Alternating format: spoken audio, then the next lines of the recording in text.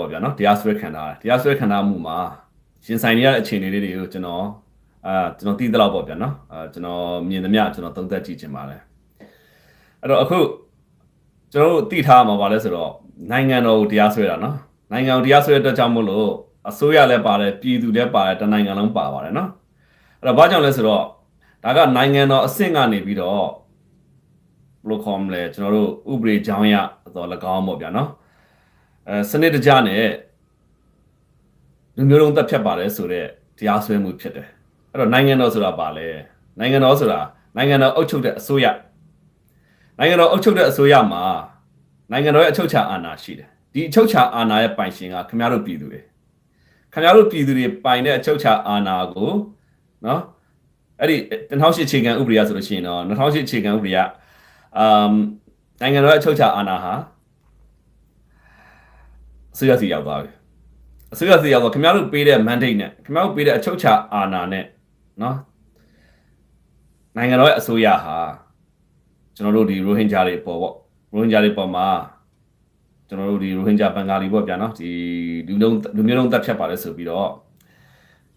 ့ဆွဆွဲထားတာဖြစ်တယ်ဆွဆွဲထားတာဖြစ်တဲ့အတွက်ကြောင့်မလို့နိုင်ငံတော်တရားစွဲတဲ့ခါမှာဘယ်သူတွေပါသွားပြီလဲခင်ဗျားတို့ကျွန်တော်မင်္ဂလာပါရှင်မြန်မာ sharing channel မှာကြိုဆိုပါရရှင်မြန်မာ sharing channel ဆိုရင်နေ့စဉ်နေ့ဥတ္တရာရေးနဲ့ပတ်သက်တဲ့သတင်းထူးသတင်းကောင်းလေးတွေတင်ဆက်ပေးနေတာမို့မြန်မာ sharing channel ကို subscribe လုပ်ပေးပြီးအသစ်တွေသိရအောင်ဘေးနားက notification လေးကိုပါနှိပ်ပေးခဲ့ပါနော်ကြည့်ရှုသူများကိုအထူးပဲကျေးဇူးတင်ပါတယ်ရှင်တို့ပြည်သူတွေအစိုးရတနိုင်ငံလုံးပါသွားပါပြီအဲ့တော့ကိုကတရားစွဲခံထားရတာသိဖို့လိုတယ်မင်္ဂလာပါRohingya wants justice and citizenship right ကောင်းပါတယ်နော်အပါကျွန်တော်ဒါနဲ့ပတ်သက်ပြီးတော့လဲဒါကျွန်တော်ဒီအမှုနဲ့ပတ်သက်ပြီးတော့ကျွန်တော်လေ့လာနေတယ်ဒါပေမဲ့ကျွန်တော်တို့ဘာပဲဖြစ်ပါမတရားမှုတော့ဘယ်တော့မှအာမပေးပါဘူးဘယ်လူမျိုးစုကိုပဲလုပ်ပေါ့နော်တော့လည်းပဲဆွဲဆိုထားတဲ့အမှုနဲ့ဖြစ်ရမှန်သလားပေါ့ဒီပေါ်မှာအခြေခံပြီးတော့ကျွန်တော်သုံးသပ်မှာပါနော်အဲ့တော့သိထားမှာခင်ဗျားတို့ပျော်နေတဲ့သူတွေလည်းခင်ဗျားတို့လည်းပါတယ်ကျွန်တော်လည်းပါတယ်တနိုင်ငံလုံးပါတယ်မြန်မာပြည်သားတွေပေါ့အကုန်လုံးပါတယ်ပေါ့နော်အဲ့တော့နိုင်ငံကြီးကိုတရားစွဲတာဖြစ်တယ်အဲကြောင့်မလို့ပျော်ရွှင်မှုမှာနည်းနည်းလေးသတိထားစေချင်ပါတယ်ဘယ်လိုပဲဖြစ်ပါခင်ဗျားတို့ခန်းစားချက်ကိုလည်းနားလည်ပါတယ်ကျွန်တော်မြန်မာနိုင်ငံကလည်းနော်မတူကွဲပြားမှုတွေနဲ့ချင်းပေါ့နော်ဘလို့မှစီးနှုံလို့မရတဲ့အခြေအနေဖြစ်နေတာဟုတ်နော်မင်္ဂလာပါကောင်မောင်တွေ့ပြီဗျာမင်္ဂလာပါဗျာမင်္ဂလာပါညီလေးမင်္ဂလာပါလက်ခုခောက်ပါလားနော်မင်္ဂလာပါ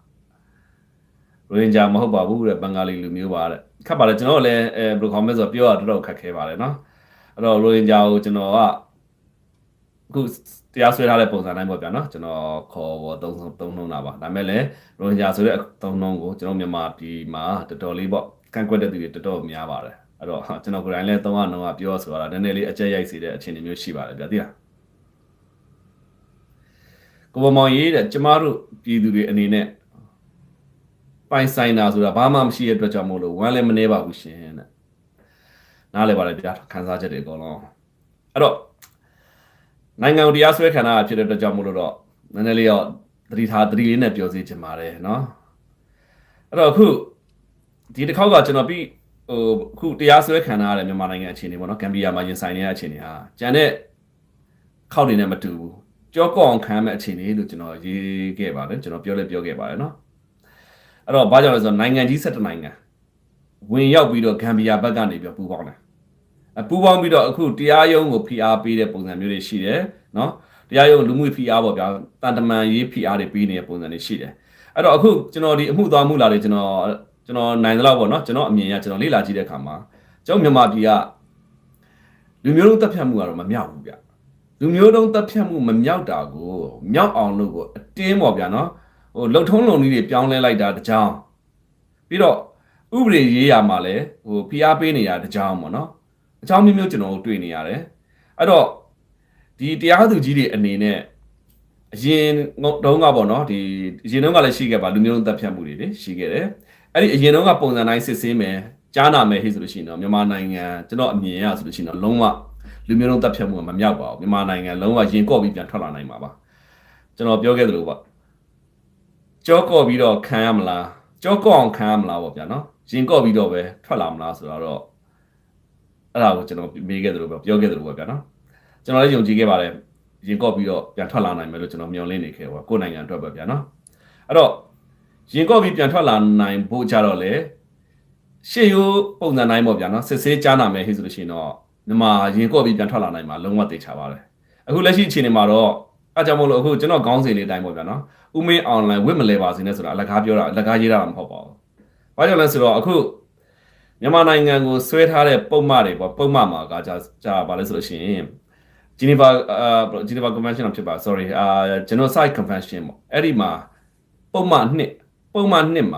်နဲ့တရားစွဲတာဖြစ်တယ်ပုံမှန်နှစ်နဲ့တရားစွဲတဲ့ကပုံမှန်နှစ်အခွဲတွေမှာရှိတာဗျာနော်ပုံမှန်နှစ်ကာကြီးရှိတယ်ခါခွေးရှိတယ်ဂငယ်ရှိတယ်ဂါကြီးရှိတယ်အဲ့ဒီမှာပုံမှန်နှစ်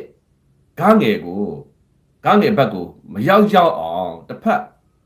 ်ဒီဂမ်ဘီယာဘက်ကအတင်းကျုံသွင်းနေတာကိုကျွန်တော်တွေ့ရတယ်အဲ့ဒီအခြေအနေမှာကျွန်တော်မြန်မာဘက်ကကိုယ်စားလှယ်တွေကလည်းရုံးထွက်မှုတွေမှာကျွန်တော်နည်းနည်းလေးပါအားမရတာလေးတွေ့ရတယ်တစ်ဖက်ကပို့ဒီရဲ့ကိုကျုံသွင်းနေတာဖြစ်တယ်ကျုံသွင်းတဲ့အခြေအနေမှာ national security ဆိုတဲ့ပုံမှာအခြေခံပြီးတော့ရင်ဆိုင်ဖြည့်ရှင်းမှုတွေမှာကြတော့နည်းနည်းလေးပေါ့နော်ကျွန်တော်ဘေးကအမြင်အနေနဲ့ကြည့်မယ်ဆိုရင်တော့နည်းနည်းလေးအားမရတာကိုသိတယ်အားမရဘူးလို့ကျွန်တော်ထင်မြင်သုံးသပ်တယ်ပေါ့ဗျာနော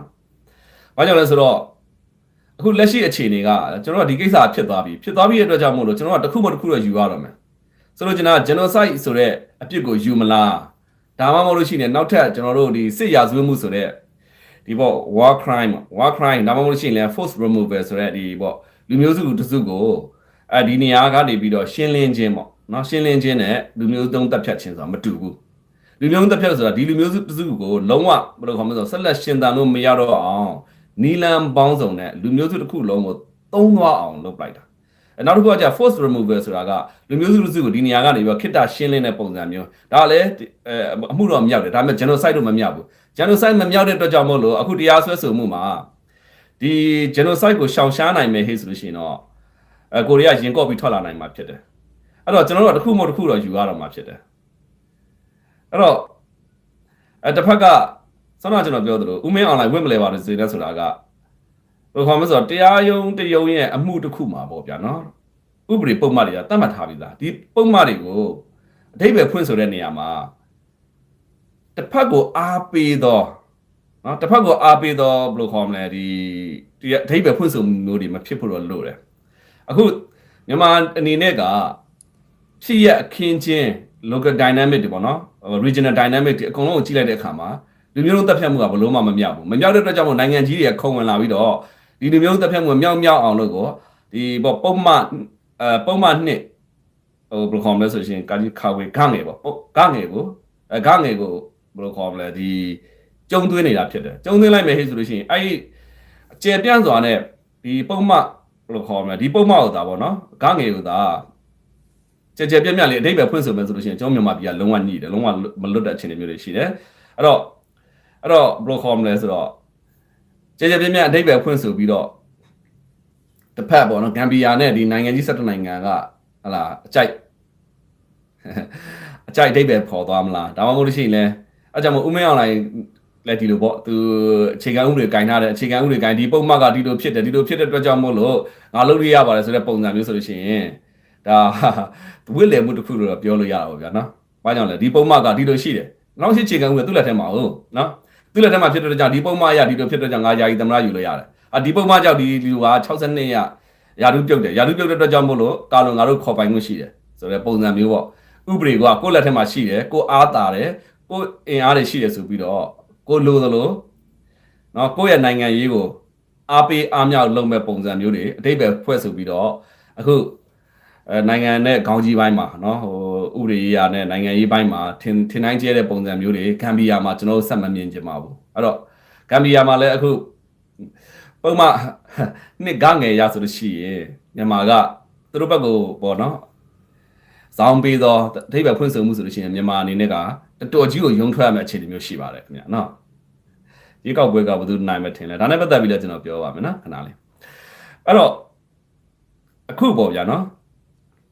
မြန်မာကတစ်ခုမှတစ်ခုတော့ယူရတဲ့ပုံစံမျိုးတွေဖြစ်တဲ့အတွက်ကြောင့်မလို့ကိုက